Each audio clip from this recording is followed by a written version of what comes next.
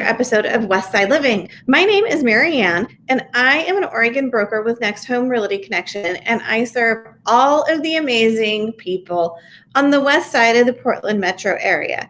And today we are going to be talking about closing costs and some of the things that you need to consider when selling your home.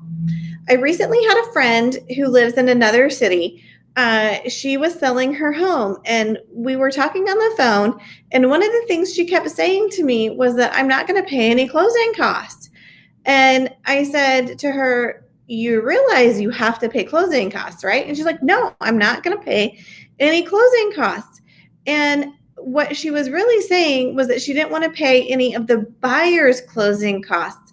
She wasn't realizing that as a seller, she would have closing costs that she had to pay for when she sold the home.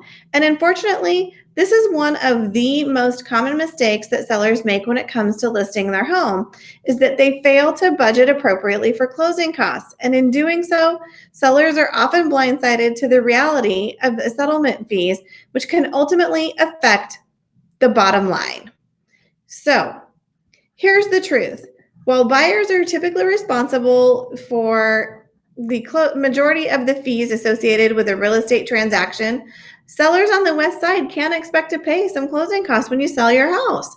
If you have equity in your home, these fees will be deducted from your proceeds. However, in some cases, you may not have any equity, and you may actually be required to bring some money to the closing table in order to cover those expenses.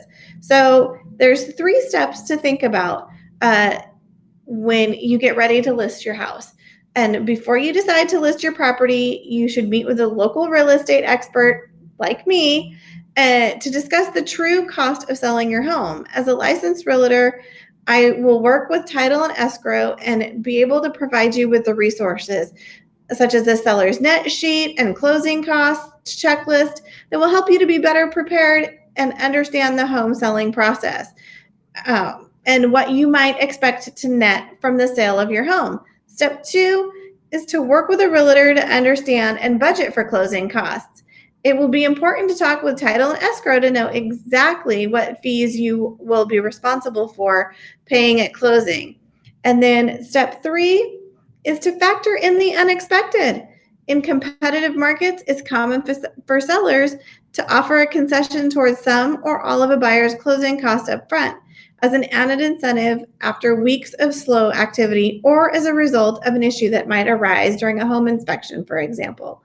Oftentimes, this practice can make your home seem a little bit more appealing to a buyer that may not otherwise have the cash to cover repairs or the cost of closing.